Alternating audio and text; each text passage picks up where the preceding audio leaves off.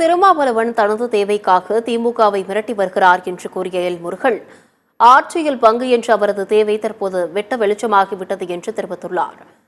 சிவகங்கை மாவட்டம் கொல்லங்குடி மேப்பல் கிராமங்களில் பாஜக புதிய உறுப்பினர் சேர்க்கை முகாமில் மத்திய இணையமைச்சர் எல் முருகன் கலந்து கொண்டார். பின்னர் செய்தியாளர்களிடம் பேசிய அவர், செல்போன் வைத்திருப்பவர்கள் எல்லாம் செய்தியாளர்களாகி விட்டனர் என்றும், வரைமுறையின்றி செயல்படும் யூடியூப் சேனல்களை வரைமுறைப்படுத்த மத்திய அரசு கருத்துக்களை கேட்டுள்ளதாக தெரிவித்துள்ளார். யூடியூபர்களும் சமுதாய கடமை உண்டு என்பதை மனதில் கொண்டு வேண்டும் அவர் கேட்டுக் கொண்டுள்ளார்.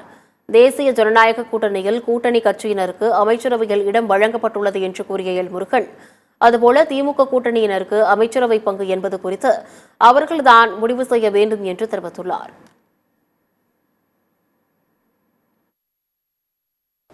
அந்த டிமாண்டை அவர் ஸ்டாலின் ஏற்றுக்கொள்ளவில்லை.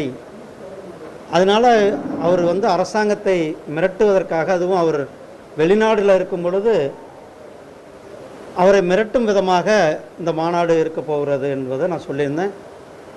அவருடைய அந்த டிமாண்ட் என்னென்பது அன்றைக்கு நான் சொல்லலை, அது நேற்றைக்கு அவரே சொல்லியிருக்கிறார்.